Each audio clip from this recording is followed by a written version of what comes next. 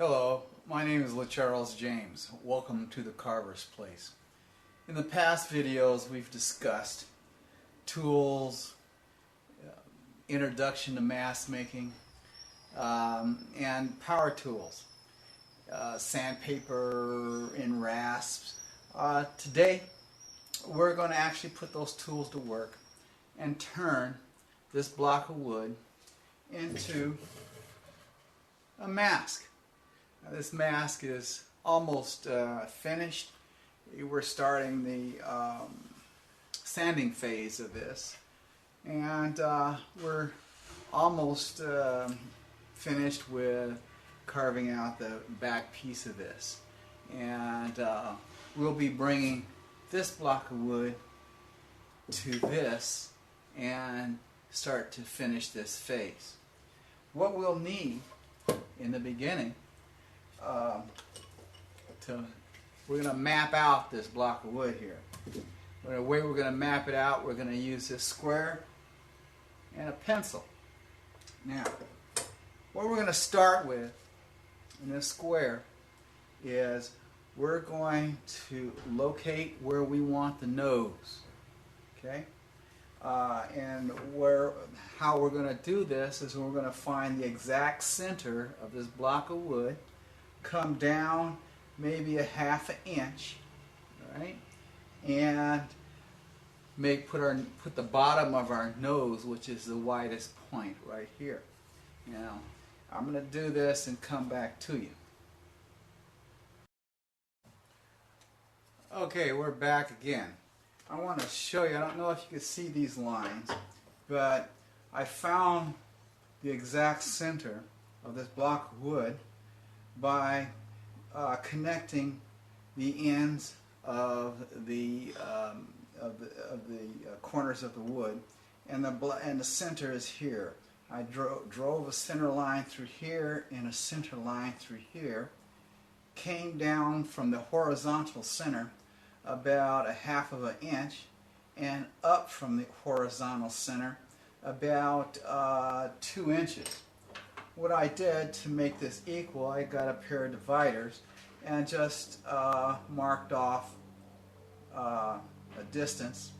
Now this bottom distance here will be your nostrils, and your nostrils are the starting point of the inside of your eye. Let's look at this piece here. This nostril connects right here to the inside part of that eye, so you'll know exactly where to start this eye, and the nose bridges off to this bony structure that houses the eyebrow up in here. Okay, so now what we're going to do with this block of wood is that we're going to shave off maybe about a ½ inch all the way around, so that the only thing left is this nose protrusion here. Now you can do this a number of ways. You can get a bandsaw and saw this section off here and this section here. You can use it do it with a back saw. You can use it with a table saw. There are a number of ways to do this, but today we're going to do this by hand because I didn't show you the other techniques to do. But this is a soft piece of wood. It's basswood, and so it shouldn't take that long. So we're going to go through this process by hand. What I'm going to use to do this is we're going to be removing a lot of wood. So I'm going to use this gouge and also this gouge. And what I've also done is, if you've noticed in the beginning stages of this, I have these dowels in my table, and so it will stop the wood. I call them dogs. There's different kinds of dogs that you can use, but I like this for my wood projects. All right, so If you've got that nose blocked out, what I'm going to do is turn this off and work this piece of wood, and when I come back to you, we should be down probably a half inch, and then we'll start working the eyes. Alright? Alright. Oh, what I failed to mention in the last section is when we start working around here, what I'm going to do is get a straight chisel or edge and just work the lines of the nose so that you can pound it fairly hard and go fairly deep in here,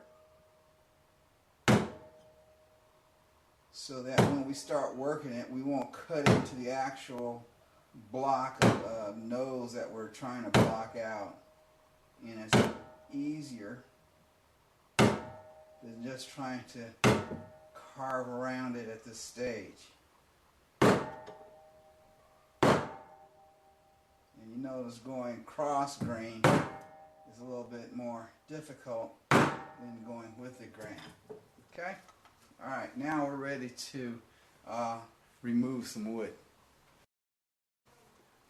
Now let me show you where we are here. I also inscribed lines, so I didn't want to go past my bottom part an inch down. Also, what I've done is I've gone to this larger gouge to get me down to a little point above my stop point here.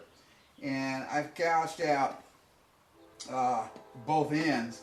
Now what I'll work on is gouging out that center portion here, and I'm using the mallet to work with this section, the center section. See how the dogs stop it from moving, especially when you're using the mallet. Okay, so I'm going to work on this some more, and when I come back to you, I should have it all removed.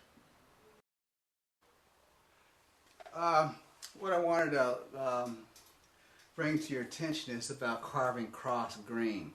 You know, it's a little bit different in terms of you want to make sure that on the nose section you're cutting down, and when you start chopping this section in here cross grain, you want to chop down because you don't want to split this right now. Okay, so be careful when you're cutting cross grain.